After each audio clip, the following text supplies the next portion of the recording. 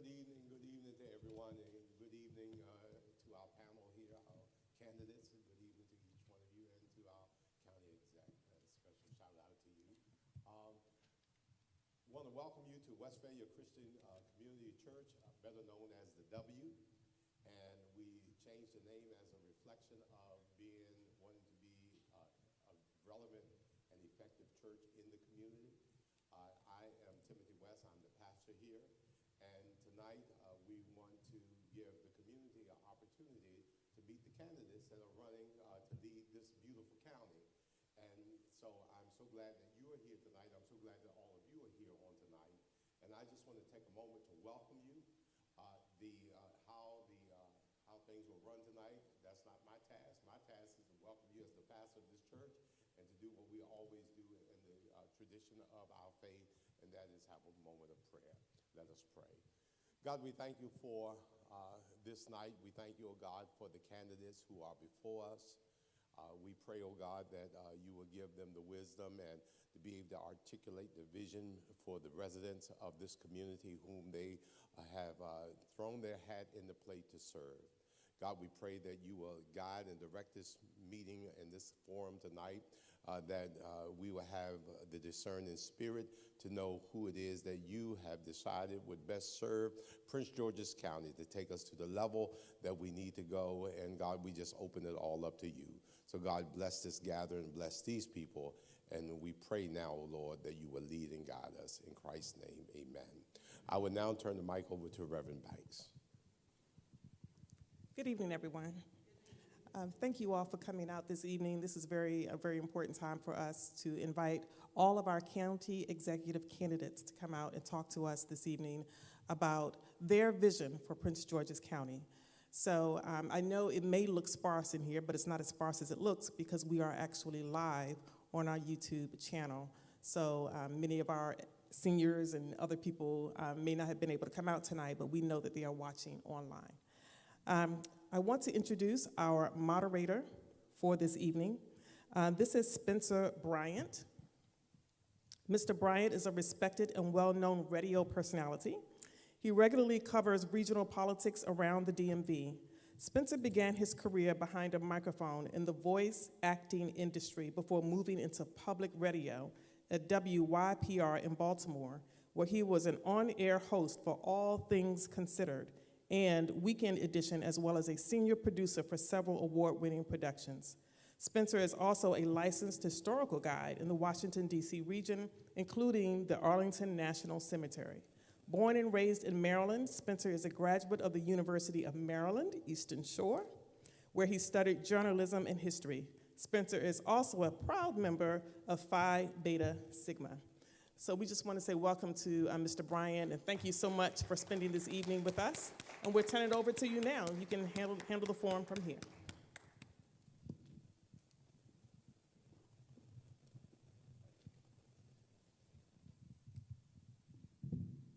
Sorry, I work in radio. It's just a habit, that's all. How's everybody doing? Good. My folks would always joke around saying that I would be standing in front of a congregation being a pastor one day. God definitely has a sense of humor, but I'll stick to journalism, though.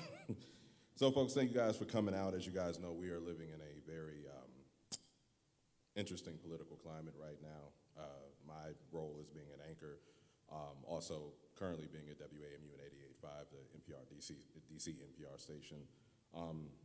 This is very important for me to be here and for spend time with the candidates as well, because there are a lot of people who are walking around who are not informed about what's really going on. So I'll leave it at that, and then, I guess we can talk and mingle afterwards. Good evening to the candidates. So I will start with my first question. Just start with the first one? Okay. All right. So opening statements for each candidate, 2 minutes each.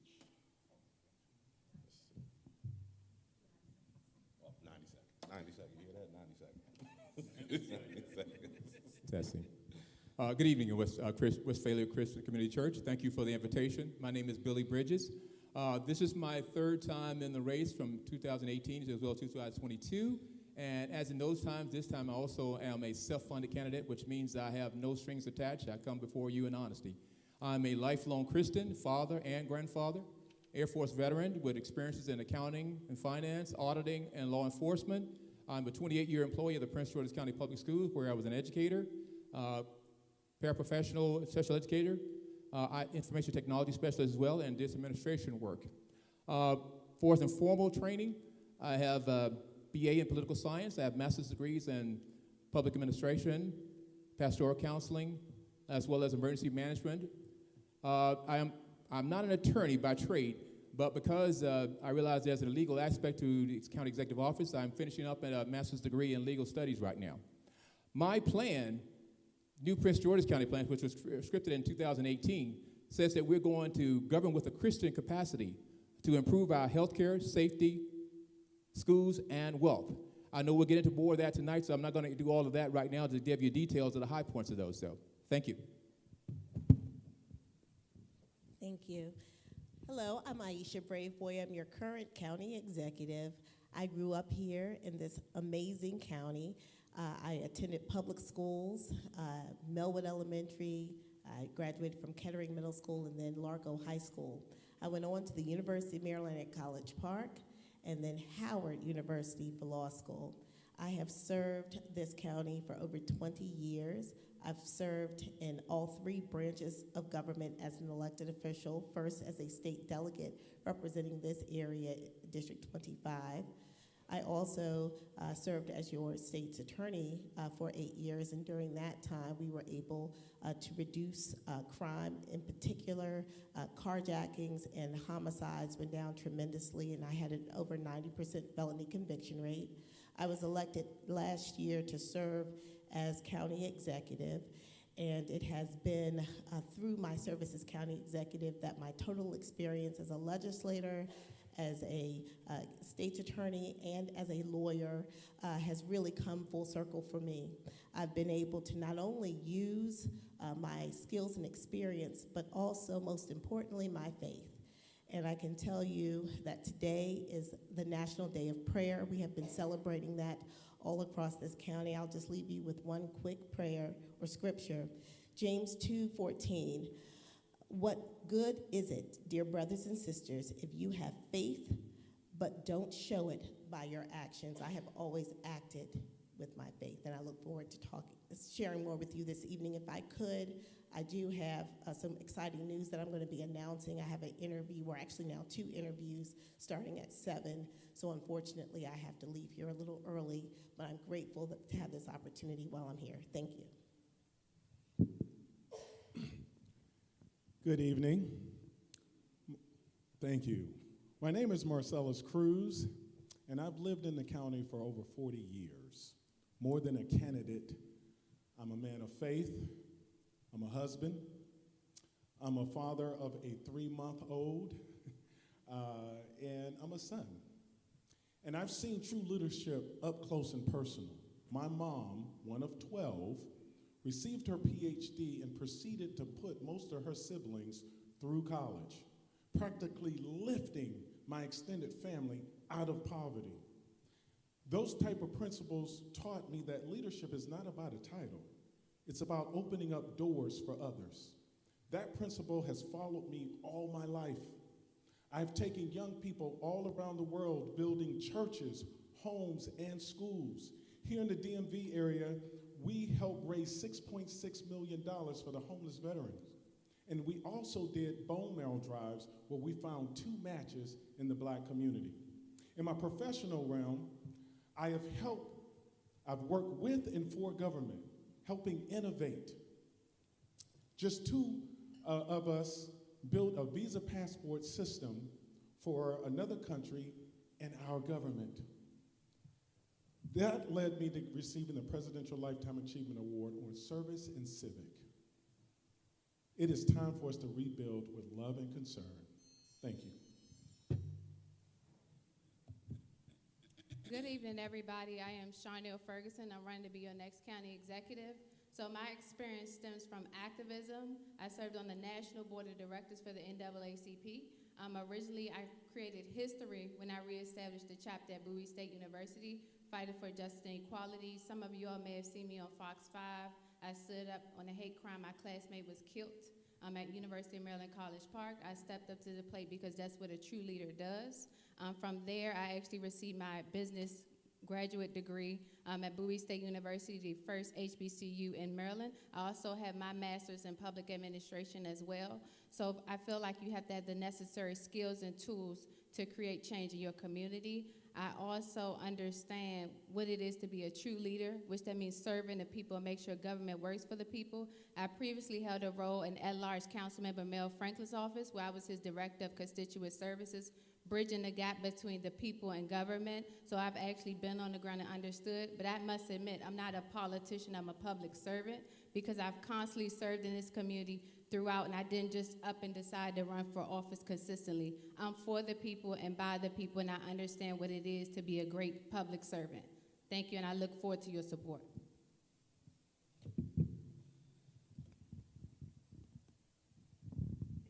Good evening. Excuse me. My name is Moisette Tanya Sweat. And unlike my colleagues sitting on the dais with me, I am an independent running to be your next county executive. And because I'm running as an independent, I'm here to ask for your permission to even appear on your ballot in November. Why am I running as an independent? I'm running as an independent because I've watched too many Democrats run for office on Democratic platforms, and they share Democratic ideas with us, but they don't speak to the issues that affect us most here in Prince George's County. I am a veteran. I served in the United States Air Force as a judge advocate, and my last assignment was right here at Andros Air Force Base. So I'm very familiar with Prince George's County. After leaving the Air Force, I went into the federal government and worked as a banking and financial regulator. And I served as a regulator at one of the worst times in our nation's economy, the Great Recession. I helped to write the Dodd-Frank Wall Street Reform and Consumer Protection Act of 2010. And what most people don't know is we use Prince George's County as our case study. I share that with you because I want you to understand, I understand the economy here in Prince George's County. I understand why our taxes are high, and it's because our elected officials have given away too many of our tax dollars to Wall Street, and now we gotta pay it back. So if you want change, again, I'm asking for your permission to be on the ballot so we can fix our economy here in Prince George's County. Thank you, ma'am. Appreciate it. All righty, thank you, guys. So we're just gonna get right into it. So, you guys already introduced yourselves. So, first question we have is, what professional or personal experiences do you believe make you best qualified to serve as county executive? Oh, yeah, let's go right down the line. As I mentioned in the introduction, laying out the experiences that I have, okay, and the qualifications, the county executive office is not just a legal issue, it's not just financial. It involves law enforcement because we're overlooking all kind of departments, emergency management, all the things that we have to do. Education itself does not equal the ability to do something, but if you have leadership skills, you know how to translate that. And as a military vet, we know to go in any situation, we know how to improvise, we know how to make do what we have to do. And so I think for this job, having experience in those areas, I'm able to step in and say, okay, I don't care how we've done it in the past, I'm gonna look at the regulations, see how it should be done, and I'm gonna come on board with the Prince George's County plan that I've initiated, and we're gonna implement those, and once we've done that, we're gonna move forward as a county. Thank you. I think the most important quality that I have is that I'm a resident of this county, and I've been a resident of this county for close to 50 years. I was born in DC, but grew up here, and so that's really important because that informs all the decisions that I make. I am a Prince Georgian. In addition to that, I have been blessed with a great education, and I've had the opportunity to serve this county in several different capacities.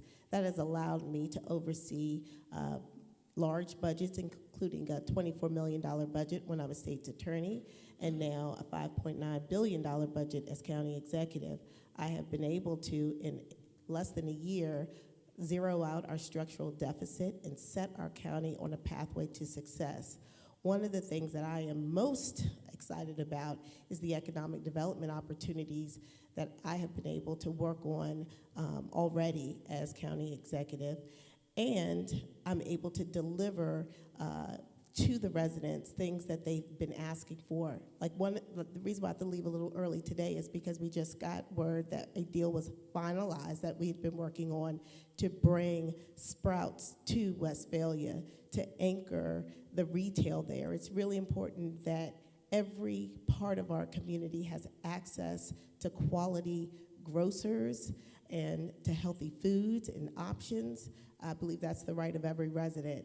And I was able to do that today for them, and we're going to continue in our inner Beltway communities. Thank you. I believe one of my qualities is I have not been molded by this type of government. I think it is important for us to understand if we want change, we have to bring someone in that's not molded by the system. It's hard to change something when you've been molded. The other thing is, coming from this community, you've allowed me to create a business, bring in new employees, and expand. I have worked with and for government, innovating government, and that's what we need right now. I currently sit on several different boards of the different type of enterprises that we need to bring into this county. I also have a vision for this county. I don't just work in this county. I don't just have a thriving business. I actually have a vision that would transform our economy from a passive economy, because that's what we have right now. We have a passive economy that literally is on the backs of homeowners and workers and a little bit of retail. It's time to move towards a more production type of economy where we're exporting something, where we're actually growing from within. What you see now happening at the federal government level as well as the state means that what we need to do is use the intellectual capital that we have right here in this county and grow from within. Thank you. I want to say I have the necessary skills because I'm a fighter, and right now we have Donald Trump in office, and I feel like the Democratic Party needs a true fighter. I've definitely served with the NAACP fighting for all people, not just on a national level, a state level, but also a local level. I've also worked in the system. I was his director of constituent services for Mel Franklin, so I understand the system and how it works, and I understand that the people need more resources. I also had my own nonprofit that I started that helped with mental health, and I understand that our youth have a lot of issues with mental health. And I feel like that's definitely necessary to create a thriving economy, but also so other students can thrive in the school system as well. And I feel like if we provide the proper resources for all students, then they could succeed and thrive. And I understand what it feels like to sometimes be overlooked. I grew up in Landover, Maryland, but I'm here to say today that you can achieve your dreams and you can achieve the odds and defy that and still be successful. And they need an example, and I feel like our youth need somebody to look up to, and our adults need somebody that can carry this generation to the next level. So I look forward to serving as your next county executive, and I promise I will continue to fight for you, just like I fought for my classmate in 2017 when he got killed. And I've always been the one that put my life on the line for this county, and I will continue to put my life on the county to make sure that our residents have what they need to thrive.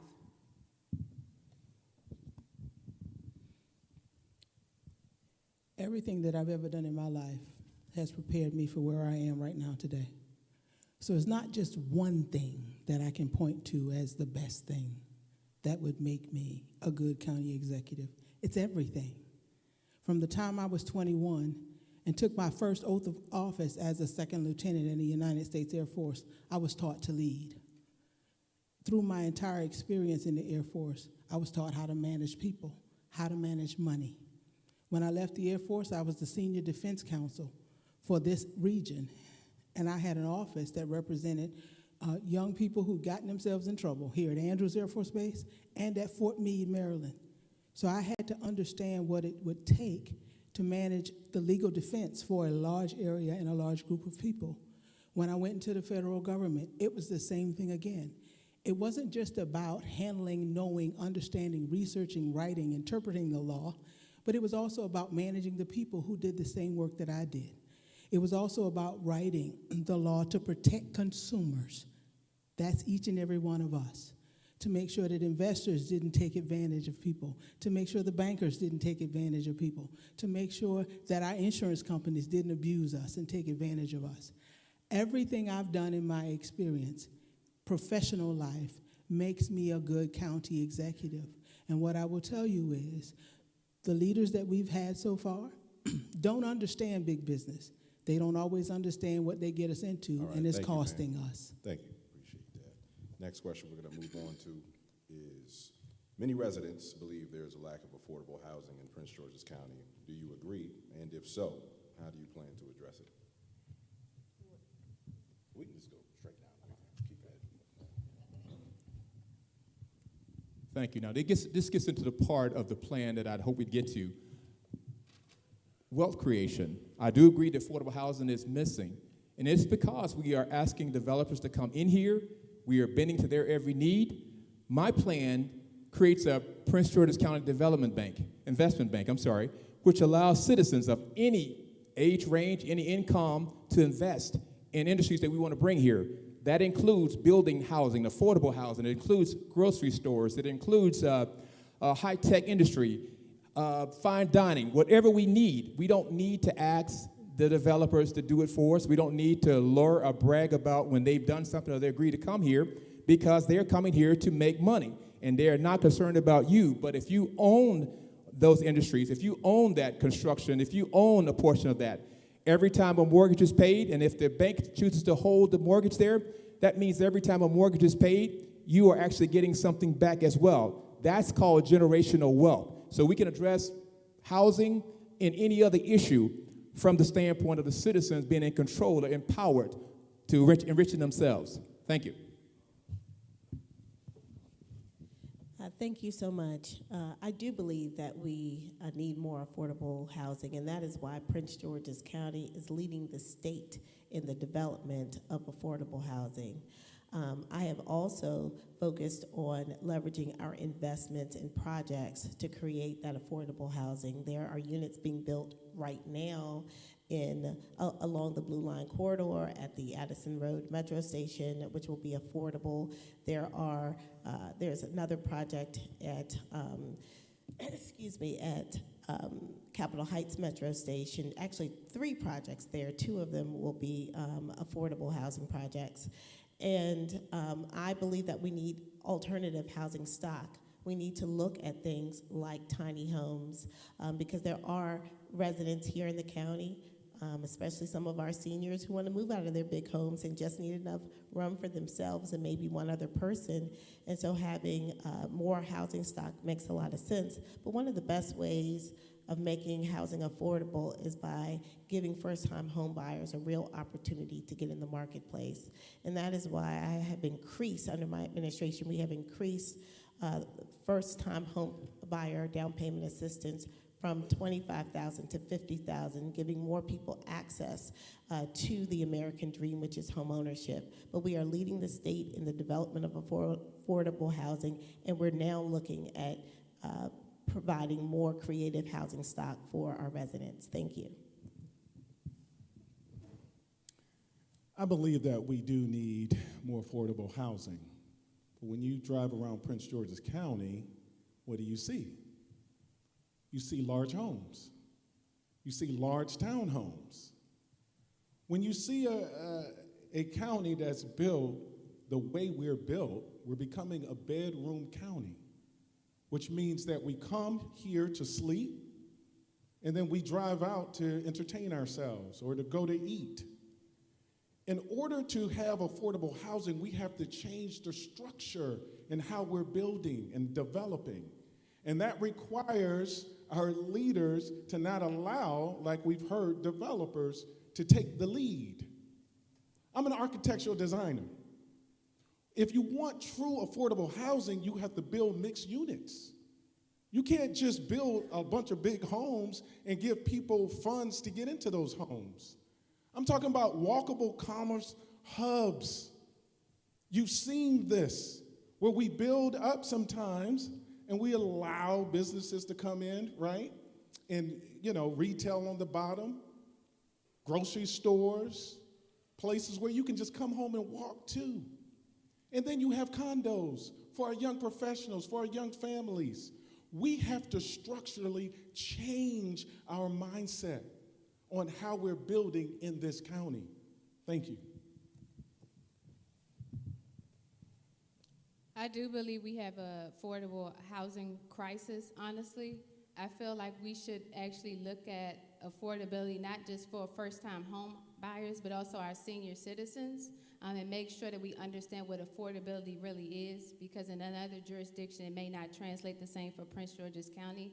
I do think we need to create more incentives and work with our developers and actually build around the transit and have mixed use and make sure it's walkable and accessible with fresh groceries and everything that we need to thrive. But I do believe like we have an affordable housing crisis, and we need it not just for like our first-time home buyers, but our senior citizens, and actually trying to work with the community and make sure that there's actually a community liaison that can work with developers and how much money that would take. But I think we should definitely create more incentives on that note. And I do agree with everybody on this panel. We do have a problem with affordable housing, but what exactly do we mean by that?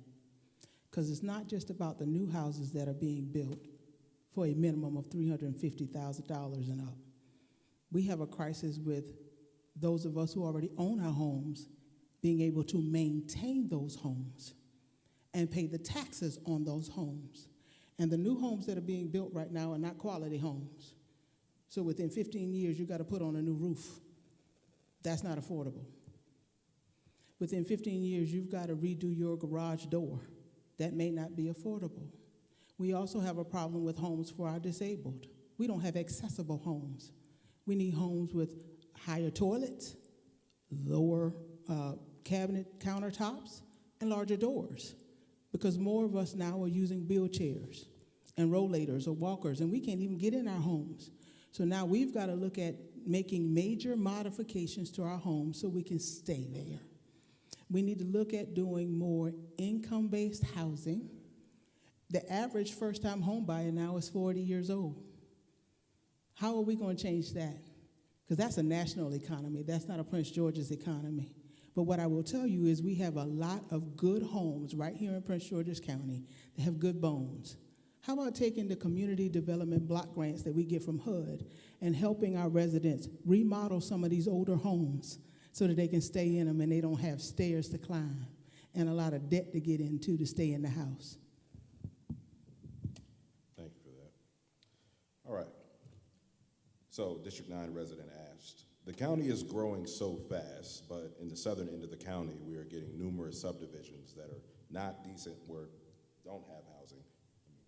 Subdivisions, there's no decent shopping or restaurants in the area, and the roadways are not able to handle the traffic. Please address this concern. You guys want me to repeat that? Yes. Good, okay. The county is growing so fast, but in the southern end of the county, we are getting numerous subdivisions, but there's no decent shopping or restaurants in the area. The roadways are not able to handle the traffic. Please address this concern.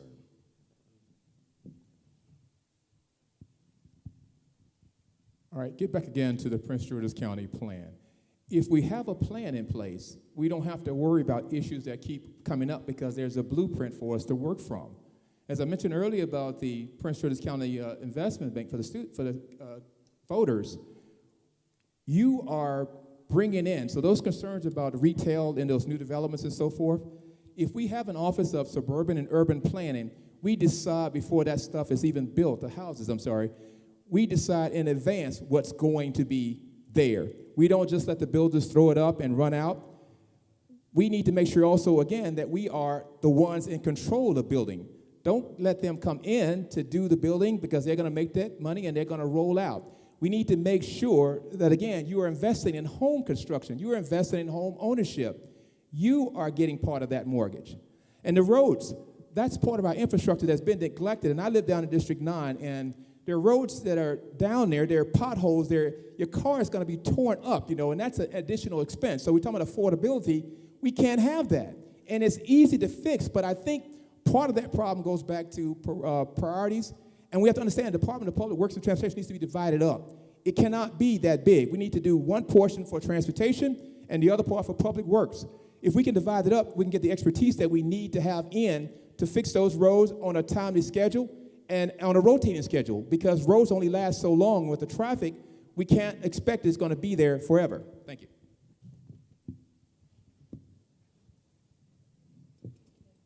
You know, coming in as county executive, I learned a lot in terms of how the influence of the executive's office when it comes to new home development. A lot of that, honestly, is driven by the Maryland National Capital Park and Planning Commission and the County Council, who is in charge of zoning for Prince George's County. However, what I want to focus on is ensuring that our infrastructure is up to par, because there are a lot of needs, and we have to look at alternative ways of financing some of these projects, because the housing is coming, or it already has come. The needs are now, but a lot of the construction projects are years out. And so that is a frustration, not only for myself as a resident here, but for so many of us. And so we're looking at ways that we can speed up construction or redevelopment of some of our major roadways, because we have to attract more commercial investment. I can tell you that I am laser focused on ensuring that we tell our story as a county. I don't think we tell our story. We have over $1 billion, probably more than that, in retail leakage every single year, because we have the purchasing power, but we don't have the stores that we deserve and that we want and that we can afford as Prince Georgians. And so my job as the county executive is to tell our story, tell it fully, and allow those businesses that respect us to come here so that we can patronize them. But those are my strategies. Thank you. I'm going to start with becoming business friendly. Our county has to change the way we treat businesses. I have knocked on a lot of doors. I've gotten I gotten a serious tan. But everyone that I'm speaking with, some who are wanting to open up their business, are still going through the process. Some 6 months in, some 8 months in. I had someone that called me complaining, and I helped them get through the process. We have to restructure and innovate how we treat businesses that we want to bring in. Now, if we truly want to build communities that have support around them, because other counties do it, we're just not doing it. Just take a drive around. You see whole communities coming up and just a gas station to support it. Whole communities coming up, no wellness center, no health, nothing around it. Schools, the whole apparatus that's supposed to be a part of a community, we're leaving that behind. Urban areas, we need to build better. We have over 18,000 companies that have registered in Prince George's County. But we're not cutting the red tape and helping them to survive, helping them to flourish. Thank you. Let me say this. I also live in District 9 in Southern County, and our infrastructure and our roadway is falling apart. But this just didn't happen overnight. We constantly have to look at the zoning and see why it's impacting us. And as far as businesses, we have to make sure that we are creating a business-friendly economy and environment, and actually bringing those businesses to the table and seeing how can we best serve them and how can our procurement and everything work out for them. But I think most importantly, our infrastructure, we need to make sure that we are funding everything. But from not just Southern County, north part of the county, our infrastructure is falling apart, but more so you can see it in the southern part of the county. So I look forward to being your next county executive. And if I am elected as your county executive, I will promise that the DPW workers will actually make sure that they're not just removing snow, because we can go back to there, but just making sure that our roadway is actually smoother than it is, because in the southern part of the county, it looked like it's almost forgotten about and it's neglected. And I feel like that's definitely not fair for us to feel that way. And we definitely should be more at the table and creating that infrastructure, but not just, it should be equally across the board. The southern county should not look like it is, but that just didn't happen overnight.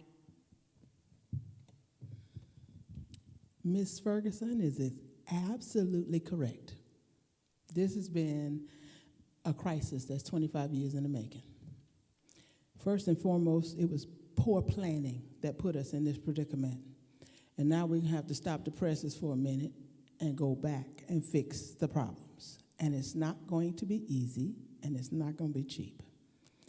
The county executive, the office of the county executive does have a role in planning and preparing us for new development, whether it's commercial or whether it's residential. The Department of Public Works and Transportation is not just about cleaning up the snow, cleaning up the trash, and paving the roads. They also do studies. They do traffic studies. They can tell us whether our roads have a lot of traffic, increased traffic, whether we need to widen those roads, and give us the knowledge, the information we need to lobby at the state highway administration and at the federal highway administration to get the funds to address our infrastructure. That has not been done in Prince George's County. The Department of Permitting, Inspections, and Enforcement issues the permits for building. That department is controlled by the county executive. And even if Park and Planning approves a plan to build and the county council zones to build, the county executive can still say no to a permit because the infrastructure can't handle it. And then go back to the table with Park and Planning, go back to the county council, go back to the district council and say we need to talk to these developers and amend the plans. That's not done either. So, Ms. Braveboy, I have a question specifically for you. I'm asking since you have to leave a little early. What is the current status of the historic Fairmount Heights High School project? When will the building be transferred to the developer that was approved and unanimously voted by the city council nearly 2 years ago? It seems as though forward progress has come to a halt since your tenure began. That's absolutely not true, actually. There's a signed LOI with the new developer. They're in the process of doing a feasibility study, and that is a prudent part of any project because, again, this is public property. So if we're going to transfer it to a private entity, then that entity has to show that they are able to meet the requirements, that they are able to continue to use the property for what its intended purpose was, and they're in the process of doing that now. Thank you. So moving to education now, many residents are concerned about the quality of public education in the county, especially with regard to special education services and transportation services for students. Do you agree that this is a valid area of concern? And if so, how do you plan to address it? After 28 years in the school system, everything you said is exactly correct. Starting with special education, I used to be a special education professional. I said all along we need to make sure special education is self-contained. They do not need to be mixed in with general ed where they are struggling. They need to be self-contained. As far as the transportation system, the bus schedules are all off, and that's adults involved with that because the last group, last superintendent here, someone thought it was okay to tell him that changing the bell schedule would change the buses getting there on time. I've talked with drivers over the years. All they wanted was to be full-time employees for 8 hours because who wants to drive for 2 hours a bus, then come back and do something and wait for 2 hours in the afternoon to drive again? They wanted to be paid as 8 hours employees, but someone thought it was okay to tell him the change in the bell schedule, and now the buses are still late and so forth. Quality of education is not there because until we learn that reading is our priority, where we have reading recovery advisors, recovery teachers in every school, full-time librarians in every school, the children are not going to read because if you can't read, you can't do anything. And even with the safety within the school, we've not addressed that. Some of our school buildings are not in structural shape that they should be. And this partnership situation I'm concerned with because down the line, we're going to end up leasing our own buildings. That's when you do giveaways to developers. You need to make sure that we own those buildings, and there is money. I mentioned at one of our other forums, our budget about 10 years ago. I'm sorry. Thank you.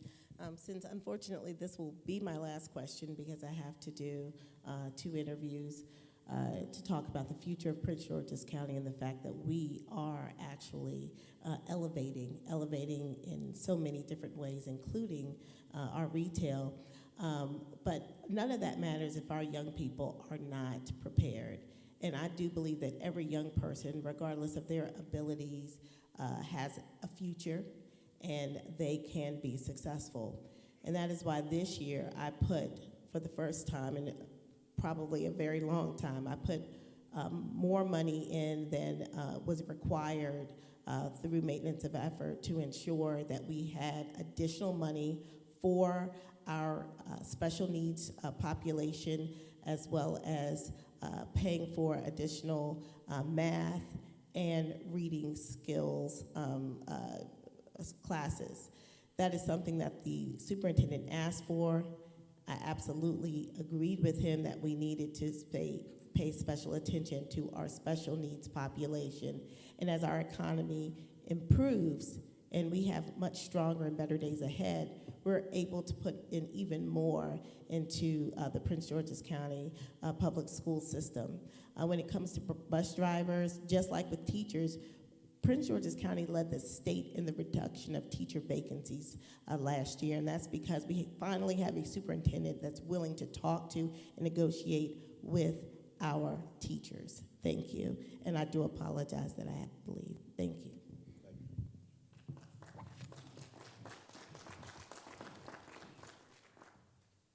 Education is a touchy subject for me because all my life I've been working to transform our education system. I currently have in 2 schools a program called the Prepared Professional. This program allows, starting in 6th grade, 6th graders to get certifications. What does that look like? 6th graders are now allowed to get customer service certifications. They're allowed to get project management associate certifications, application certifications. In other words, start preparing them on the process. The whole goal is to link workforce development with our education system. A part of this program is over 300 companies watching and giving apprenticeships to the young people. It is time to innovate our education system with a second pathway for our young people. By the time you get to 9th grade, you should be now allowed to get the tougher certifications. If you want to be a doctor, get a nurse's assistant, med tech, and now you can go work in the hospitals and in the clinics. It's time to move from just getting a diploma or allowing kids to get their certifications in 11th and 12th grade. It is time to allow them now with more opportunity. Thank you. Can you repeat the question to make sure? It was a 2-part question. With special education, correct? Basically improving special education and the transportation services for kids, the lack of bus drivers in the county. Okay, so not only do we have a shortage of bus drivers, we also have a shortage of teachers, and then we also have a literacy crisis going on. A lot of kids can't read according to 3rd grade, so we need to make sure that we actually invest in more tutors to actually help make sure our kids are on the correct path as far as reading. As far as the teacher shortage, we have to create partnerships with our local universities to bridge those gaps and make sure that those teachers look like our students and prepare them with the necessary skills. We also want to fight for, I guess, our bus drivers. They don't even make a livable wage, which I feel like we're asking them for all these things, and they're not even making enough money to even survive. So I feel like our whole school system needs a revamp, and some schools need more assistance than others. When I did have my nonprofit with the Diamond Foundation, I specifically picked schools that needed more resources. So we have to make sure that we create more efficiency and making sure that we actually can cut some of the waste with the school system and making sure it goes to the right places and creates the right results. So we're looking at more so outcomes and not outputs, not how many students graduate, but how many students have we put out there to succeed. Thank you. Education is a priority. It has to be. And while the county wants to tout putting more money into the school system, let's talk about why they did that. First, the county had no choice. The law required it. Number 2, the county had to put more money into the school system because we now have an interim superintendent who's making $350,000 a year, has a private vehicle and a private driver, and has his own private slush fund, and he doesn't live in the county. That's costing us more money. So that's why they had to put more money into the school system. It's not about the money going to the classroom where it's needed. The money didn't go to our teachers. The money's not going to our bus drivers. So we have to come up with creative ways now to invest in our school system so that we can have enough bus drivers to get our babies back and forth to school. How about go to the federal government and negotiate an apprenticeship for our high school seniors so that they can get a CDL and walk out with a diploma and a CDL and go drive commercially after they leave? I know federal law says 21 is the minimum age now, but we can negotiate that deal. We just got to go to the Department of Transportation and make it happen. As far as doing more for special education, we can't even give a bonus to special education teachers because, again, the money's not going where it should be. As your county executive, I'm going to hire a superintendent who understands he or she is a public servant and does not need $350,000 a year and a golden parachute if they leave.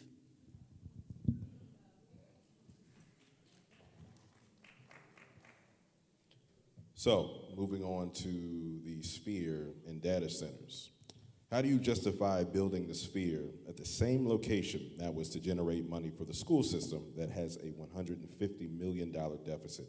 How does the sphere and data centers help the county?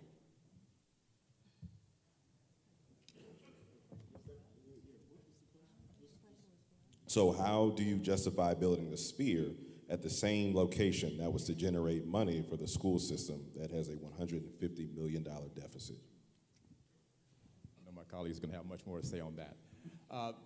Once again, I'm into an office of urban and suburban planning. We don't need that. Somebody needed to get in here, and they did whatever they had to do to get in here. If we're citizen investment, then we're going to decide what needs to go there. So I don't know a great deal about the sphere, but I know that it's not a good idea because of who's coming in with it. As far as the hyperscale data centers, no, we don't need that either, okay? So we need to make sure that we're looking out for our people. We're looking out for their health, safety, and their well-being. And in order to do that, we have to make sure that we are in full control of our own destinies. We need to be empowered. And if we do that, we take a look and see, like the MGM was supposed to bring in all this money for the school system. I remember all the lobbying for it. It had to come here. It got here, and the school system didn't get that. So once again, we get these promises. They're empty promises, and we need to stay away from that and take our destiny into our own hand and move forward. Thank you.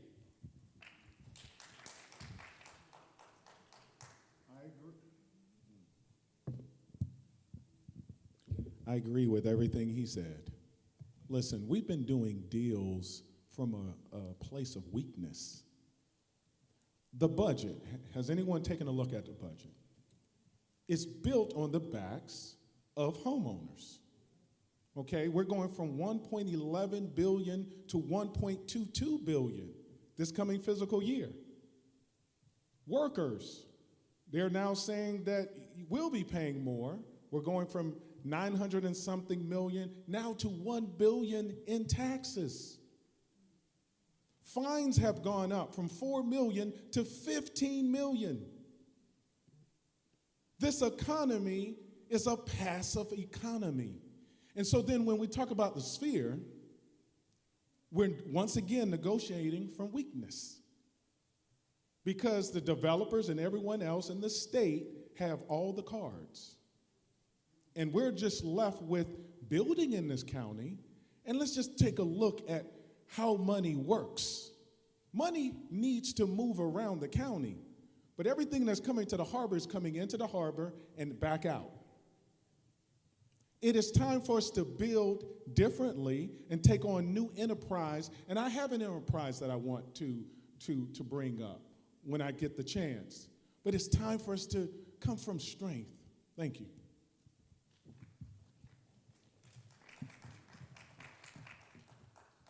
Well, as far as the sphere, I didn't know if that was a question for us to answer because we didn't help build the sphere.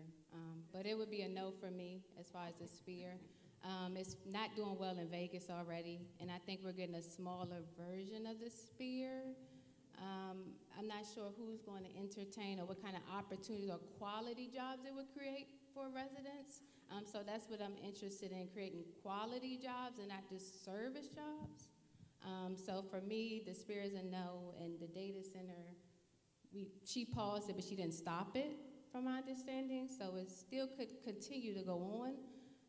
So I don't think they have a clear understanding. And the Landover site was bad from the jump. It's a residential area. The community has not been able to come in and even talk about whether they want it or not.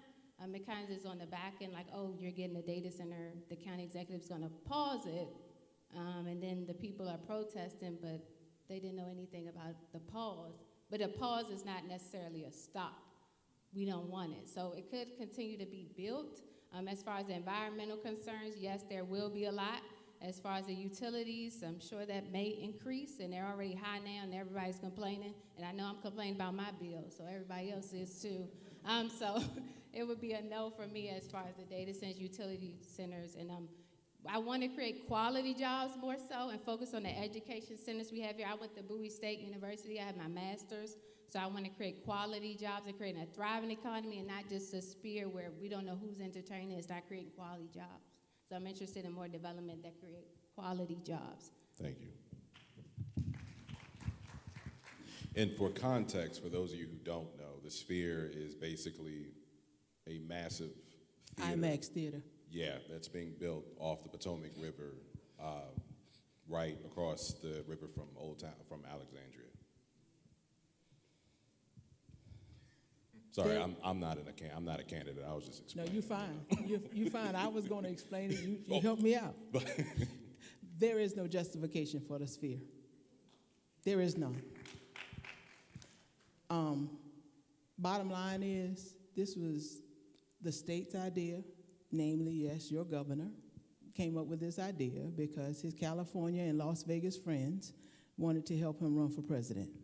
So now they're using our tax dollars to build it because our county executive has committed money to it and the state has committed money, and it just came out that the money's coming from our park and planning money to build it.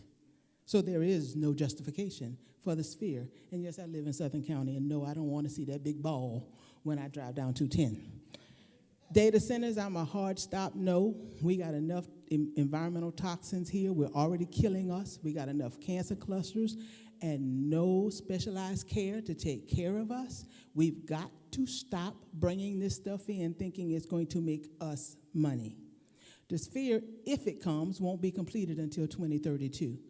And the economy of the country says we may take a dip in the American dollar, and namely a recession or maybe even a depression because of this war we got going on right now. So I don't see $1 billion coming because of it.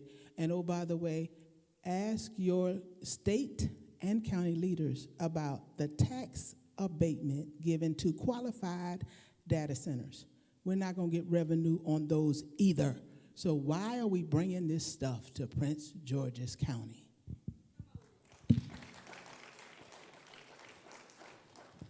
And for context, the Sphere is right across the street from the MGM Casino as well. Right next door. Yep. Okay. What is the plan to reduce utility costs for residents, specifically for seniors?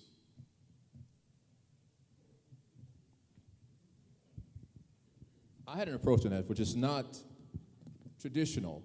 I mentioned that we might want to consider co-ops.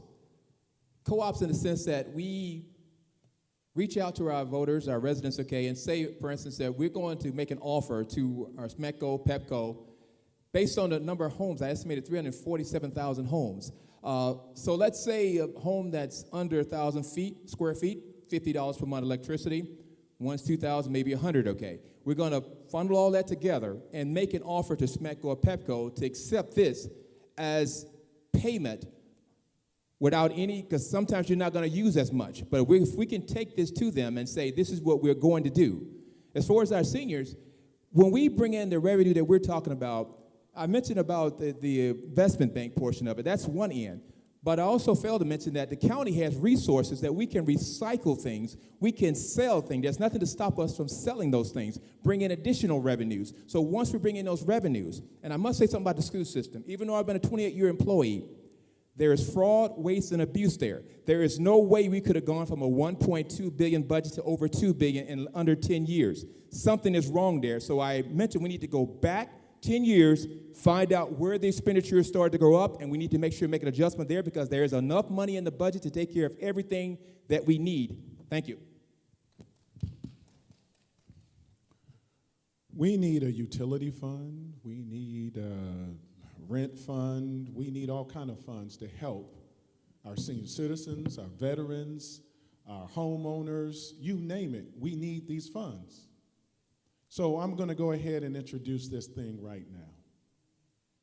Right now, we're saying no to data centers, and I'm a hard no to data centers, and I'm a technology guy because of the environment impact that it has, and because I know what the future looks like.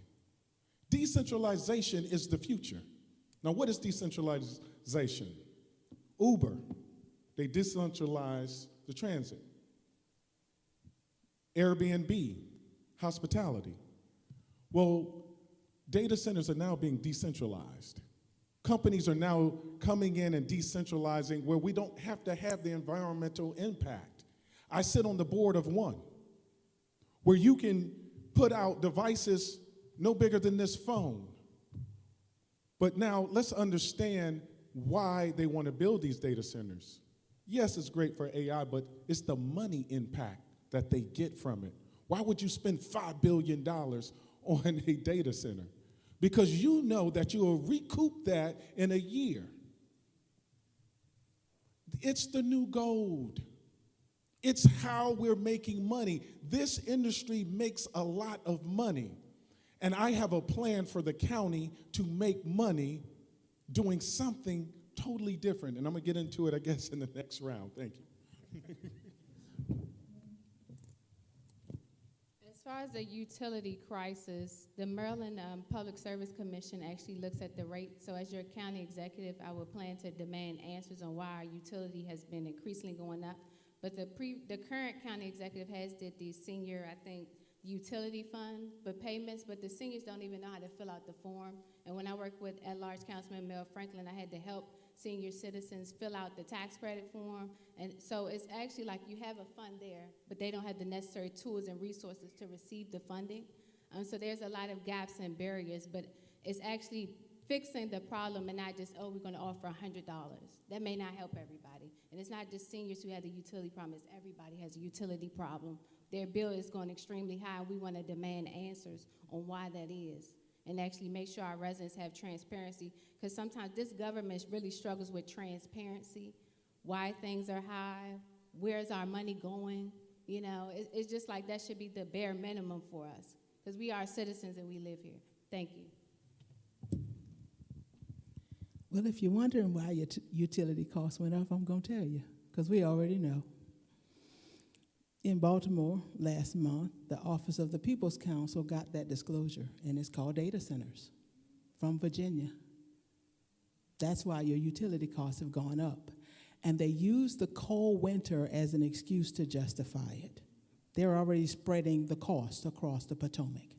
So now how do we reduce it? Unfortunately, as your county executive, I would not have the authority to cut those costs by myself. What I recommend to you is write to the Office of the People's Counsel.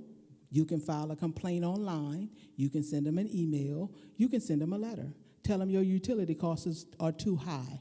By law, they represent us, the consumers of Maryland, and they can take the utility companies to court for raising them costs and hurting our pocketbooks.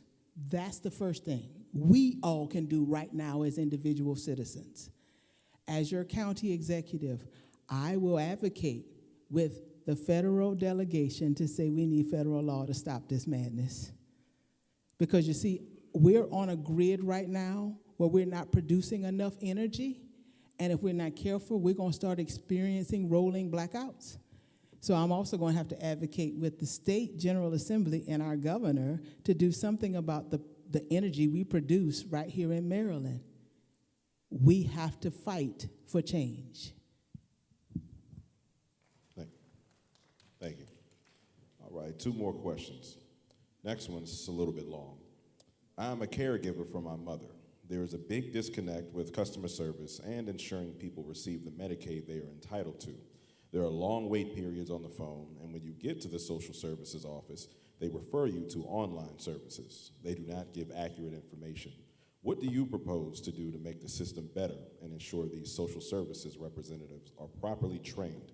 And what would be another option to improve the system we currently have? You need me to repeat it? I got it right here. Okay, all right, great. First of all, we all talk about accountability. And I mentioned back in 2018, I talked about the Office of Inspector General. That's the office that deals with situations where our officials are not doing what they should be doing. Training is important, but that doesn't deal with a person who has no customer service conduct. They need to understand that that's your job. You need to be on that job. And things like autoresponders and all that foolishness, we need to stop that, because when someone reaches out for something, they need to get it taken care of at that given time. And as a military member, I know, and Ms. Sweat can tell you too, is with the integrity we have, we don't put up with the nonsense. If you have to fire someone, you have to fire them. We don't keep buddies around. We don't keep friends around. If you can't do the job, you need to move on. And so for offices like this that are public, you're public servants, and if you're not fulfilling that service, you need to be gone. And again, if you know your job, everyone should know what your job is. And if you have pride in that job, whatever it might be, you should do it to the best of your ability. If you can't do it, you seek help, but you never turn someone away or put them onto another situation where you call another number or you go around getting a runaround. It has to be done right then and there. And if you don't do it, we need to find someone else that can do it. Thank you. One of my first jobs was working with the government, innovating a system. We're going to have to innovate these systems that we have in this county. There's no way that, 30 people can answer all the calls that are coming in. But we can innovate, and we can streamline, and we can approve things quicker and faster. Not everybody has to get on the phone and approve. And yes, I'm going to say AI can help us with that. That's why AI was created, to help us innovate and move things faster, to answer the calls and get you where you need to go, and as well as approve. There's some things that just does not require a human to say, okay, now a human should come back and check. But if you meet all the requirements and everything is turned in, all the paperwork is there, and you're just waiting, because that's what's happening with our businesses, that's what's happening with a lot of the processes that we have. We're waiting, and we're told, well, no, you need this form. No, you need that form. No, you didn't need that form. And that's what innovation does. It gets rid of the red tape that shows up and gets in the way. And here's the deep thing. Other counties are doing it. Why aren't we? That's the problem that I have. We have these discussions every 4 years, and other counties have already figured this thing out. And I go and I help them. Let's do it now for ourselves. Thank you. Yes, can you repeat the question? You want me to say the whole paragraph? Okay, all right, great. Social security, right? Okay, so basically about caregiving and the struggles with the phone systems and getting help. I'm a caregiver myself, so I can speak from the heart on this one. So, but the actual question is, what do you propose to do to make the system better and ensure these social services representatives are properly trained? And what would be another option to improve the system we currently have? So I just want to say this, as far as systems, we do need to be more innovative. And like you kind of touched on, bringing in the right technology, but more so working with our state and federal partners and actually creating a one-stop shop for our seniors to actually help them fill out, the Medicaid forms, because a lot of times they do struggle. And as far as the training, we need to understand change the culture of respect. And people do need to be held accountable for their actions. So if you don't want to work with people, this is not the job for you, and it's okay to let the person go and to bring in somebody who has more of a servant heart. So I do feel like I understand the caregiving, because my mom has an assisted living facility. So I also understand the hurdles of what it is to be a senior citizen, and actually understanding that will allow us even to bring in a group of AARP members and bring them to the table and see how we can clear some of those hurdles to fill out those forms. So that will be what I would do as your next county executive. First, I want to thank the Prince George's County Senior Connection for putting out the Senior Resource Guide. There's a lot of good information in there that helps caregivers. But we, yes, still have a disconnect. One, right now the county's surviving, if you will, off of the state appropriations for the Department of Social Services and the Department of Family Services. The county's not investing any additional money into those two agencies, and we need them because our families are in crisis. Whether it's senior care, whether it's caring for unwieldy teenage children, whether it's domestic violence. Our departments of social services and family services are just not getting the support that they need to support us. They're short on money, they're short on people. Secondly, when it comes to insurance, that's a state issue. We have a Maryland Insurance Commission that can ensure that every insurance company that operates in this state provides us what the law requires. And when that does not happen, it's on the Maryland Insurance Commission to withdraw the license from that insurance company and not allow them to operate in the state. Notify the Maryland Insurance Commission that your insurance company is not doing what they're supposed to do under the law. And then I will fight at the Insurance Commission to make sure Maryland's laws are changed to protect us. And it's not just health insurance, it's car insurance, homeowners insurance, you name it. Thank you. So one more question from me, and then we're going to open up the floor to a few folks. So there is a concern expressed regularly on social media platforms that PG County operates on a who-you-know system. Regular citizens who do not live in high-end neighborhoods or have certain connections feel overlooked and dismissed. Given the history of African Americans in this country, it's sad that we have to operate this way in our own county. Please address this concern. Sir? First option, we need to make sure we clean house. We don't have carryovers from a previous administration. We need to go in, get those people out, and make sure we bring in people that are capable of doing the job. I don't have friends, and I say that in the sense that when you're in a professional environment, you have colleagues, you have those that work with you and for you, but you don't have that friend situation because that can get really messy and it creates a whole lot of problems. I want to bring in fresh blood, so to speak. I want a lot of military veterans because of the integrity, a lot of younger people because of the fact that we can actually train them and groom them in how government really should work. Because if we're going to try to hang into the old system or do what we're doing, it creates an environment that's systemically is going to be wrong for all of us, and it's never going to work. So if we can make sure that we have that servant heart, we're going to step up, we're going to do what's right for the citizens, we're going to do it regardless of who they are, where they are, what they have.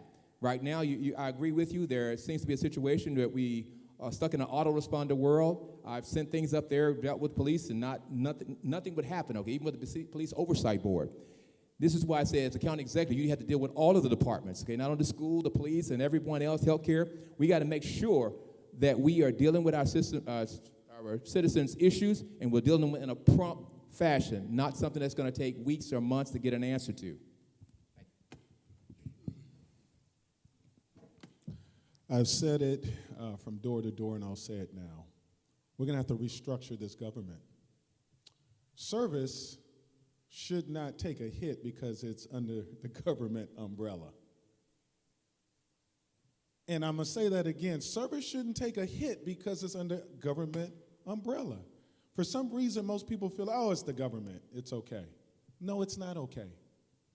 We have to do a better job. We have to be all about service. We have to restructure this government where it caters to us. We pay for it. So then why settle for what it's doing? It's time to innovate. And that's the skill that I come to you today.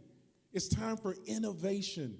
It's time for us to transform this government, move it from a passive economy to a production economy. Change the vision, change the branding. Every time I turn on the news and I look to see what Prince George's County is doing, I see mess.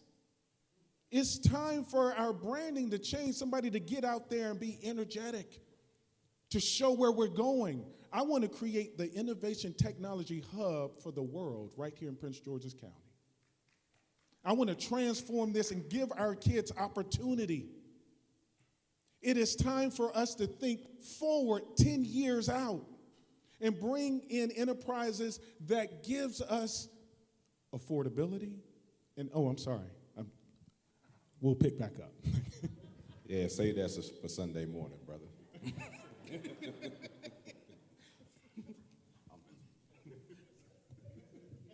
So there needs to be an entirely new culture shift. It is operating on a who you know system, and apparently it's not working for anybody but a few people. We need to make sure our government actually works for our people and delivers services, because we are floating on 70% property taxes, which that means that's your dollars, and 30% commercial, and clearly there's not enough commercial development to sustain. So at the rate we're going, the economy is looking like it's going to crash, so we have to bring in new revenue. And what's that quote about insanity? Doing the same thing over and over again, expecting different results. So this time I encourage you to come out and vote for a different person, vote for change, because we do not want to go down the same rabbit hole that we've been going through. So I'm Charnel Ferguson. I look forward to being your next county executive.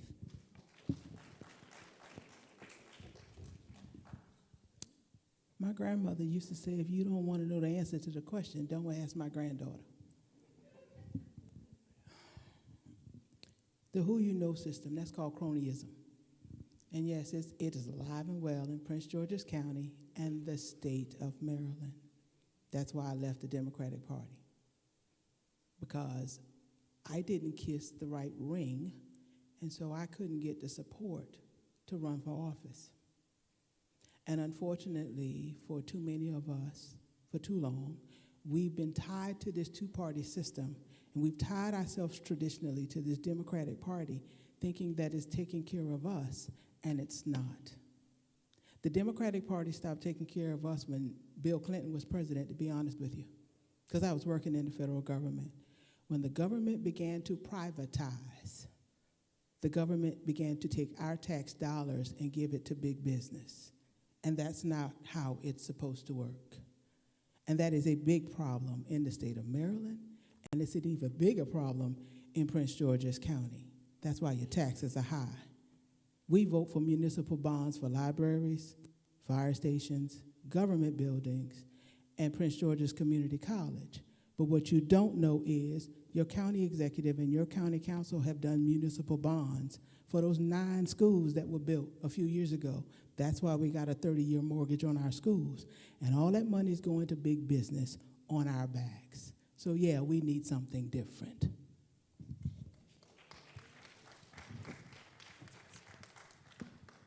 We want to thank all of our candidates here tonight. Thank you all, but it's not over yet.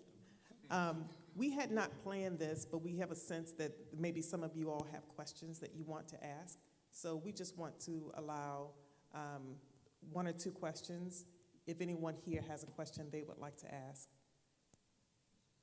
Mr. Smith, I saw your hand first. I'll bring the mic to you. Oh, just a second, please. Because we're live, and we want everyone to hear. I've sat here and heard us talking about affordable housing.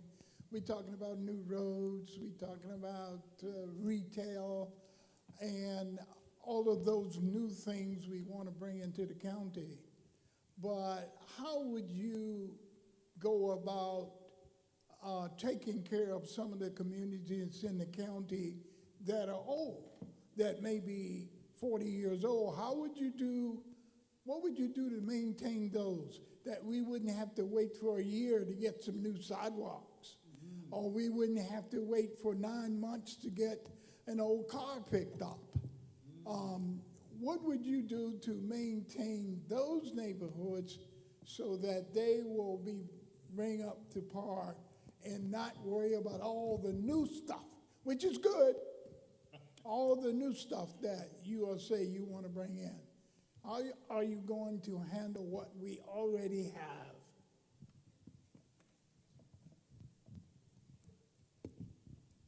We get back to accountability again, sir. Thank you for that question.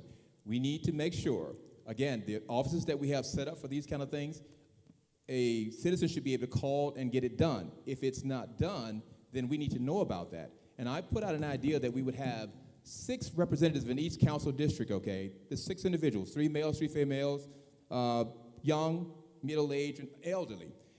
You can go and talk to those individuals if you can't get a service need done, taken care of, and that gets to the county executive, okay? Those are county executive liaisons. They will be unpaid volunteers.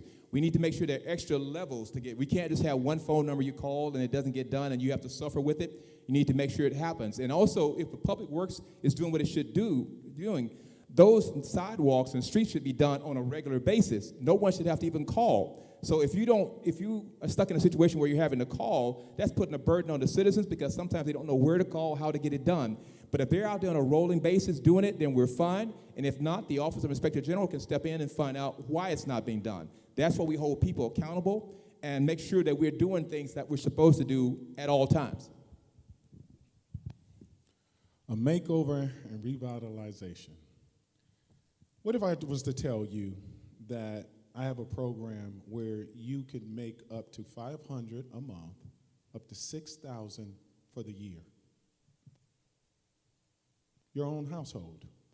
What if I was to tell you that same program would help businesses make up to $800 a month, $9,600 for the year? Churches as well. And the government would pull in over $1 billion. I have a program, I've already written the bill, called the Prosperity Community Cloud Act. Decentralized community cloud base where we bring in, create an enterprise where we create our own cloud computing. Prince George's County, first county in America. Device is no bigger than your cell phone, sits on your desk. And for you just plugging it into power, giving it internet, being a part of the system, you can make that. That can happen tomorrow. I actually sit on the board that the company that does this.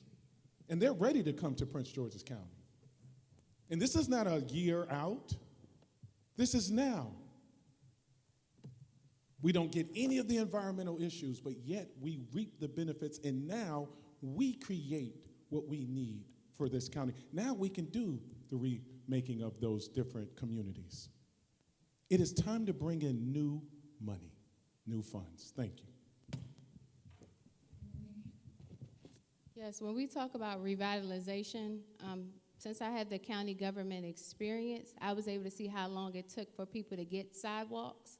And we didn't understand that a lot of neighborhoods that were blighted. I would like to start another advisory neighborhood community meeting where we would have neighbors, and I would sit and talk with them and ask them about their neighborhood issues or what needs to be revitalized, bringing in the appropriate agency to do those things, but also making sure we have the revenue and the capital to do that. So I would actually be more on the ground as your county executive, bring the community into those meetings so they can address it and bring the appropriate agencies to the table to address those needs of the community. Sir, I thank you for that question. And now you're going to make me tell all my secrets. I mentioned earlier about the Community Development Block Grant that comes from HUD. We can use that to help you maintain your home.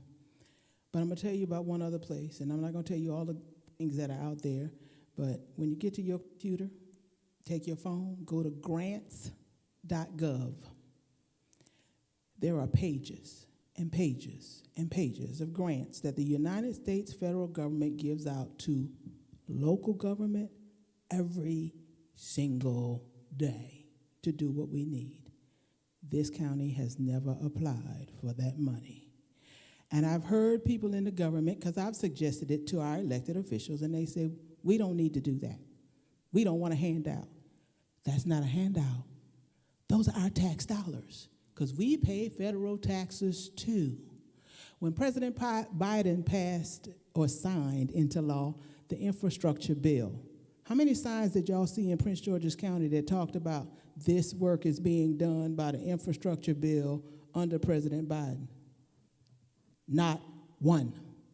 But when I went to Virginia, I saw the signs. I went as far as Connecticut, and I saw the signs. Why didn't we get that infrastructure money right here in Prince George's County? It would have fixed our sidewalks. It would have fixed our roads. It's because our government doesn't ask for it. And I promise you, because I know where it is, I'm going to go get it.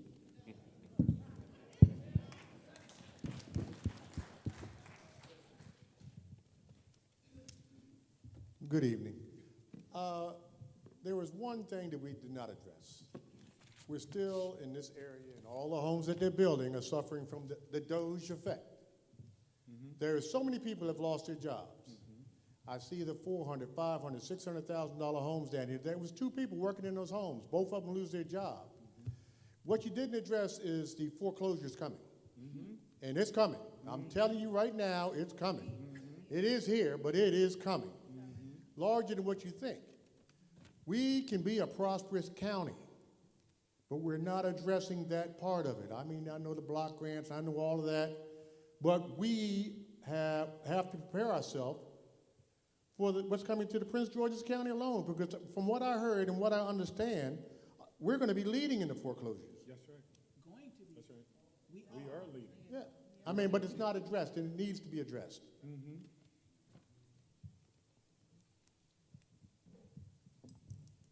Again, I hate to keep going back to the Prince George's County plan, but within that plan, there's also a rainy day fund.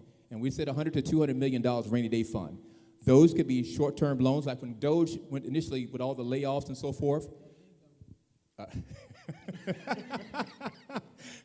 What we wanted to do to make sure that, I heard one of the council members got $1 million from the MGM or something, and 1,000 applicants, basically $1,000 per person. That wasn't going to pay anybody's mortgage and so forth. But if we had the rainy day fund, and it can be more than the $200 million, that was the figure back in 2018. If we have that rainy day fund, we don't have to worry about every time the government has a glitch that we are shaking in our boots, or if something the state has a shortfall. We have our own, like savings at home. You have to save within your county as well. So if we treat our county like we treat our homes, we would be much better off. And as far as the home costs and so forth, we can, again, I know that's tax-based, okay? So whoever in our government is allowing these developers to build and raise the prices to a certain dollar amount that's not affordable because they're going to get increased revenues on it, we have to stop that. So again, if we're in the seat of building ourselves, then we determine those costs. When we say affordable, we mean the price range affordable. If we can do those kind of things, then we're going to control everything as our ancestors would have us to do. Thank you. I think your question is spot on. I just talked about the budget earlier. They're saying that they've closed the budget gap. If you go look at the budget that's been proposed, $1.11 billion goes to $1.22 billion in property tax. We know foreclosures are up. So that chicken is coming home to roost. And then income tax goes up from 900 and, I don't know, two something million, some change, to 1 billion. We know people have been laid off. My plan is pretty straightforward. I want to bring an enterprise here that we can all own. Those who've been laid off can have 2 devices and make additional income at home. It's a plan that is simple and straightforward. It's almost like we are now drilling for the new oil, and we found it. And we can be the first county to do it. And not only that, we can then put our quantum computer as the backbone to this new cloud computing center and tap into a $500 billion industry that will be up online by next year for a lot of our workers. It is time for us to think forward and prepare for our kids. Thank you. I just want to say we have to acknowledge that majority of people here are employed by the federal government. So, of course, we're going to get hit the hardest when it comes to anything stemming from Trump and all the chaos that's going on. That's why we have the foreclosure crisis. There was always a crisis there, but it just got exacerbated when everything started to increase and people lost their jobs. So we should have been preparing before the disaster and been more proactive in making sure we can create quality jobs for our own people in our own community so that the crisis doesn't hit as hard, and being more proactive with our government instead of waiting to, okay, now we're black and brown people and everybody's employed by the federal government. This crisis happens, now it's exacerbated, and now we're looking like, well, where's the jobs? Because a lot of people went to job fairs and they still didn't come out with a job. So we need to be more proactive with our government and try to create opportunities for our own people and be more self-sufficient instead of just relying on federal government jobs, and create more opportunities for all of us.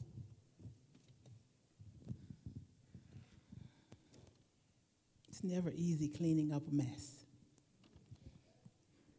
Doge effect. When it was threatened last year, I ran in the special election, okay? And I said in January of 2025, we needed to prepare to bring our federal workers home to work, whether it was in the classrooms in our schools, whether it was asking them to drive buses for our kids, because we had openings. Our government didn't do that. What did we do? We ran the school superintendent out and paid him $800,000 to go. That's money that could have gone to help our former federal employees get work, that could have helped them with the foreclosures that are happening right now. But we had to pay that man $800,000 to leave here. That's our government. That's our local government. Instead of asking our federal employees to come help us deal with our issues in our local government, we hired our friends, our daddies, our cousins, and they're not experienced to do the job, but they're getting paid six-figure salaries. What I'm going to tell you is this. Our government is too top-heavy. We're paying six figures to people who don't deserve it. They're not qualified for it. And as your county executive, I'm not afraid to cut. I will cut those jobs. But I need all the federal government employees who are still here to help me, because we're going to need economists. I'm going to need a grant writer, and I'm going to need y'all to help me fix this government. We're just going to take, yes, that was one for that one. Hello, everyone. My name is Linda Thomas. I'm the president of the Prince George's County NAACP. I took a couple of months off to run for Register of Will, so I'm glad to be here. But I have a couple of questions. One, I have always been concerned, and many of the people that I speak with are also concerned about the growth in this county. And what we look at as far as growth is, we're looking at convenience stores. We're looking at storage places. I don't see the growth. What I would like to know is, how do you see growth in the next year? What can we do to better what we have? Because I agree with a lot of you. We do have, what can I say, musical chairs. We're moving from spot to spot to spot, and I don't think it's going to get better this election. But so if you could tell me a little bit about growth, I would love to hear that. Yeah, thank you. Thank you, Ms. Thomas, for the question. Once again, we get back to our Office of Urban and Suburban Planning. When they're putting up stores that don't belong, they're putting up storage locations that don't belong, somebody allowed that to happen. And whatever Office of Planning they have is not working. We need to have experts who know what we need to put the items there. And once the items need to be there, this is where we can go back to that Prince George's County Citizen Investment Bank and say, hey, we have an opportunity that we need some grocery stores down here, whether it be a Trader Joe's or whatever it might be. We need that over here. We get that money for those who want to invest in it. You build the Trader Joe's, but they determine where it needs to go, and not somewhere in the middle of somebody's community, but somewhere where it belongs. That's what we call that smart planning. So if we can do that kind of thing, we're going to look different, we're going to be wealthier, we're going to be happier. Thank you. I love the question. Growth. Growth has levels. Education. You can't grow without your education system being strong. People move away into strong education systems. I talked about earlier my Prepare Professional program. It is time for us to innovate our school system. Get to 96th percentile graduation rates. Give our young people a leg up. Second, we have to become a county that is business friendly. And when you decide to develop, you have to look at all of the pieces, not just a community coming up of homes. What about what's the closest hospital? What about, the wellness centers that'll be near? What about the convenience stores? What about retail? What about our businesses? We have over 18,000 registered businesses in Prince George's County. You wouldn't know that, because when you drive around, do you see a lot of retail? Do you see a lot of those businesses with storefronts? No. They're in other counties with storefronts. We have to build differently and build smart. And finally, we have to bring new revenue into this county. Because everything we're talking about is going to require money. And yes, an independent audit. Because there's a lot of money going out the door. And we got to get to the bottom of it. Thank you. When you said growth, I was looking at the current budget we have, and it says we hired over like 99, 100 new employees. That's money that's going out the door. We have to actually cut waste and find how we can make it more efficient, how we can attract better businesses to sustain, but we can work with some of the blighted bills that we already have and make sure they bring and generate the necessary revenue so everything isn't just always floating on the backs of our people. I think when you look at education and look at growth, we have to make sure that we have the necessary resources and work with our school board and make sure the money is actually trickling down into our classrooms. But if we don't take care of ourselves and our mental health of all of us, then we can just cancel everything regarding money. I think mental health is very crucial for all of us. And we can start there, and then we can look at the budget, how we can cut and look at the procurement dollars as well, or the contracts, like are we wasting money because projects are taking longer than necessary? So that could be another way that we can cut and look and make sure we hold people accountable so that we're not just wasting a lot of dollars, but making sure we use those systems more efficiently, making sure they work for our residents. But my focus generally is on mental health, because that's something that's very near and dear to me. But we need to take care of ourselves, and then we can take care of our people. And I promise when I'm your next county executive, I will make sure that we have the necessary growth to succeed, and not just physically, not just with the economy, but make sure we have the mental capacity to improve our quality of life.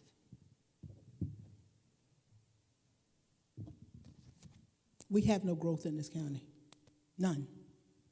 Now, I know the moderator quoted some numbers, but I'm going to tell you how we got to those numbers. When the county exec talks about closing a structural deficit, all she did was balance the budget. And she cut services when she did it. How did she balance that budget? The county council changed the consumer pricing index for the county, which means you now will be paying more income taxes to the state and then to the county. So again, they're doing it on our backs. Not only that, your property taxes went up, didn't it? That's why we got the increases in the budget. It's on our backs. That's not growth. When we talk about growth, and I'm standing in the church, so I'm going to go on and say it, the love of money is the root of all evil. Let me just go on there. So I don't love money, but let's be realistic. We're in a capitalistic society, and without money, you can't do anything. We got to grow our revenue in Prince George's County. Tourism. We're right next door to the nation's capital. We ought to have a booming tourism business. We don't have hotels here to bring people here. That would bring in new money. We don't even have a major truck stop anywhere on the Beltway in Prince George's County. And we got the longest stretch of highway in the state. Why don't we have a truck stop that brings in more money into the county? And yep, I'm looking at which store, Buc-ee's, Wawa, Sheets, who want to build that truck stop for me? We got to bring new money in here so we can grow.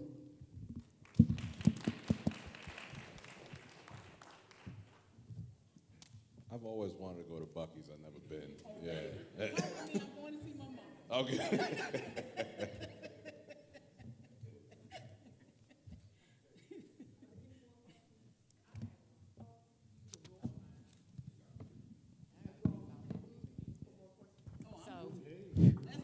Good evening, can you hear me? So I have a couple of questions. First of all, I am a federal government employee, raised my children in Prince George's County, very frustrated, ready to pack up and move, right? We could have another round of cuts in the federal government. I know this for a fact, right? I do believe it's coming.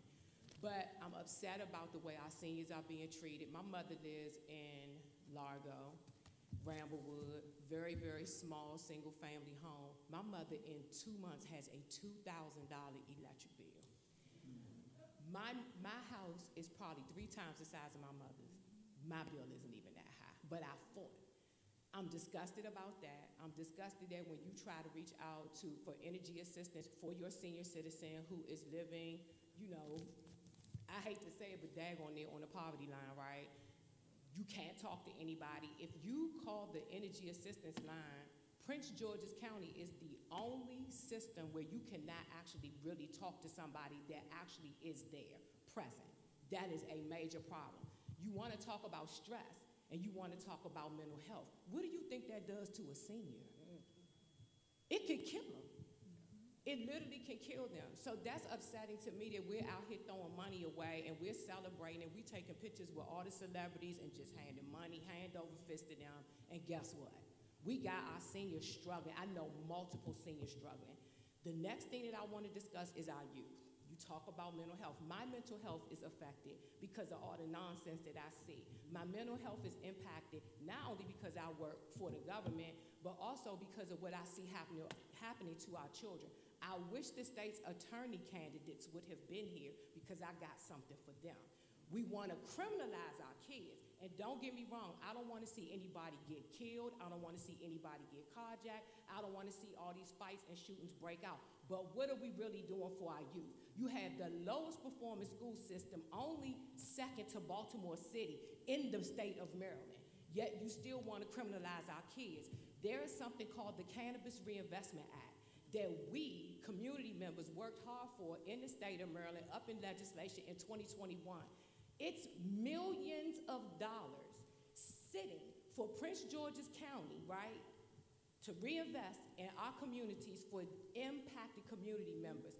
It's just sitting in mid-air, just floating. Nobody has answers. Nobody's doing anything. So the main issue that I have is we touch on all of these issues, but who is doing the research? Who is holding anybody accountable? That money could make a difference for our seniors, for us, for federal government employees. I still have a job, but who knows how long that lasts, right? I'm sorry, I just have to vent because I'm ready to pack my bags and leave. And I raised my kids here, and it's a shame.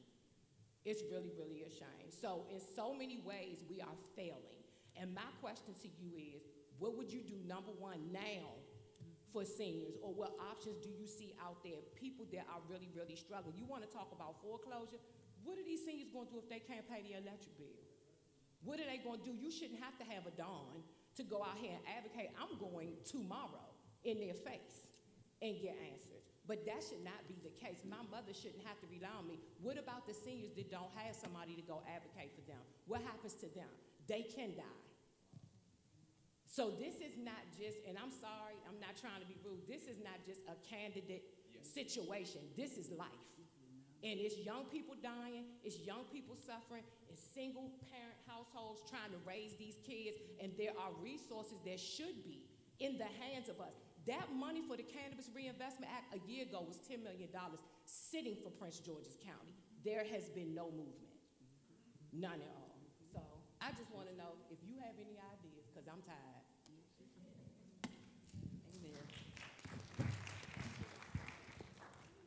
Okay, we're going back to budgeting priorities.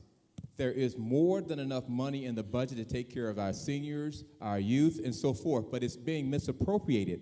The school system, again, that's my place of employment. However, there's fraud, waste, and abuse. So we need to take that budget, freeze it right now, and make sure that that fund that is over funded for, we need to take that money. And we can deal with that with the seniors right now, okay? I know there's going to be some upset thing, but we do a lot of testing in Prince George's County Public Schools. A lot of that money is going to testing other services that we don't need. So if we can actually bring that, not if we freeze it right now and make sure we get that money back, and we do budgeting on a centralized budgeting. Don't tell a department in the school system you're going to give you $20 million. No. You may have an allotment for $20 million, but we're going to have you to centralizing, tell us what you're ordering, what you're purchasing, and so forth. Once you do that, then we can see whatever's left over we have now. But if you give them $20 million, I can tell you they're going to spend it until it's all gone. We can't go that way anymore. We have to make sure that if it's approved, we can see what's going on with it. And right now, I know that we're already over because we've stopped that testing. We're going to save a lot of money with testing because everybody and his brother offers you a distant testing for our students. We don't need all of that testing, but someone is getting wealthy on our backs again. Thank you for your question. What informs me is my mom, who's over 80, aging in place in Largo, Maryland, who for the first time came to me and said, son, you're going to have to run for office. She's not a political person, but she sat me down and said, I was snowed in. You couldn't get to me. I couldn't get the medicine that I needed. No one could get to me. We can give you a bunch of answers, but that means nothing. It is time for us to rebuild with love and concern. Love for our family, love of faith, love of our county, and for humanity. I'm tired of what I see. God has blessed me, but I can't sit aside and watch us go into the ditch. It is time for us to innovate. It's time for us to look after one another, and it is time for us to bring in new revenue, as well as access the revenue that we have. I can't promise anything because we know it's a mess. But what I can promise you is all my life has been about civic and service. And I got you. Let me be your sword and shield. Let me just acknowledge that what you said is true. We have a severe crisis, not only for our senior citizens, like you said, our youth. You can tell, I think for the Summer Youth Employment Program, they only invested $1 million. So when you look at our budget, it tells you our priorities, and that means where we're placing our money at. And clearly, if you look at $1 million, the youth are not the priority. We can also say, when I'm your next county executive, I'm looking at investing more into our youth because they are our future and our foundation. Our seniors are clearly our foundation, but as you touched on, my mom has assisted living. And I know that our seniors, not only do they not have transportation to get their medication, but we have to look at more innovative ways on how we can make sure that our senior citizens are okay. I know the county has a senior hotline, but I don't know how many seniors are able to actually utilize it. We have a lot of programs, but a lot of seniors are not even aware of the programs. And then we have a gap where how do we apply to the programs and how do we help other seniors? So I think there's a lot of gaps between seniors and our youth. We do have a committee right now with our seniors with AARP and other senior organizations, but a lot of the seniors that need the most help are not able to get into those rooms. Let's be honest about it. When I'm your next county executive, I will try to make sure that the people in those areas are not forgotten, because I know a lot of us feel like we are not able to have a seat at the table, and I want to make sure that our seniors and our youth have more of a voice and more of a seat at the table, and my investment and my budget will reflect that.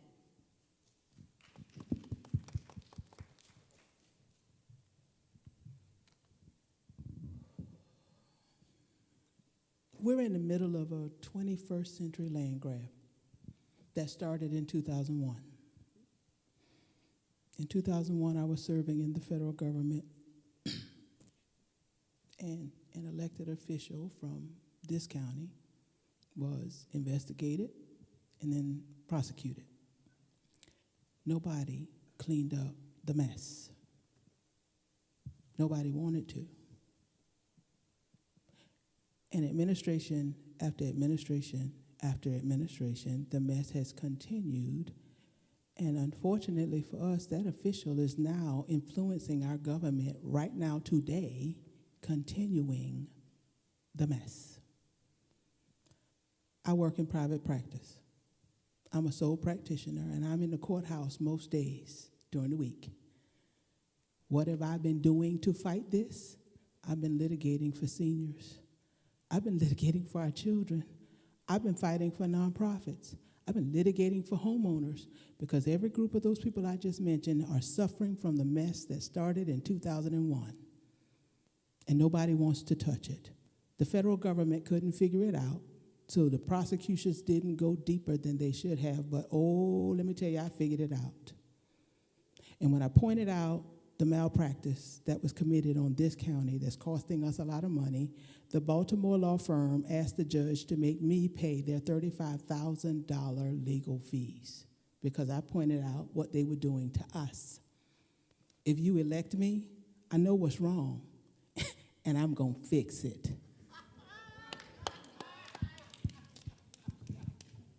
I just wanted to address one thing because we only have a short amount of time. But my prepared professional program, I just want to kind of highlight this. Right now, we're turning around young people. It's the first program of its kind that allows sixth graders to start getting certifications. There's no other schools doing that. People say, oh, they're getting, no, 11th and 12th graders are getting certifications, but not sixth graders and seventh graders and eighth graders and ninth graders.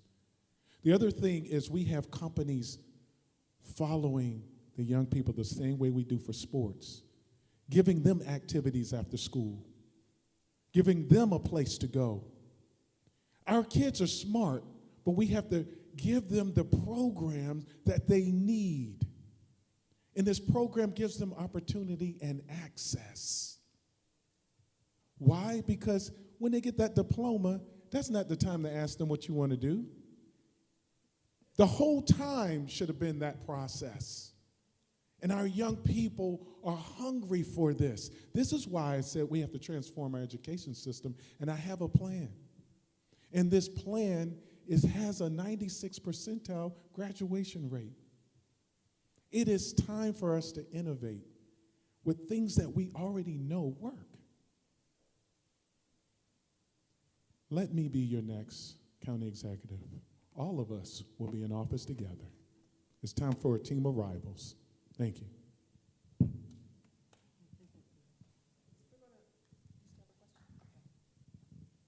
you. Pastor, you could come forward. I'm so sorry. I know other people have some questions, but the time is getting late. We still have a meet and greet time in the back.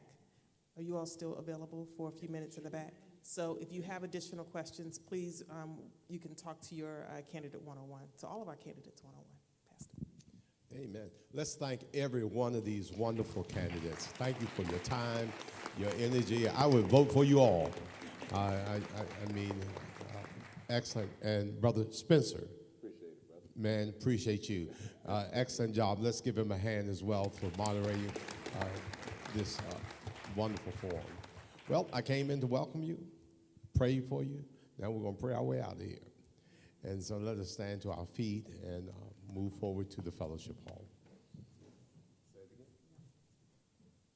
hall. And next week, same time, same location, but it will be the County Council District 6. Say it again. Okay, okay. So we'll all be here again, and this has been a wonderful, wonderful experience. We want to thank the people in the social media world who joined us and have been watching and commenting on all that you all have been doing on tonight. And so we're grateful for this wonderful outcome. Let us pray. God, we thank you for time shared. Now, God, we pray that all that has happened in this house will find fertile hearts and discerning minds to make a decision, oh God, that you have ordained, and may the best person, the one that you ordained, that you have assigned, be the one that stands forth. And whoever it is, God, it doesn't matter. In your house, there are no losers, but we will stand shoulder to shoulder to make our county the best county it can be. Now we ask for your traveling mercies as we go. In Jesus' name, amen.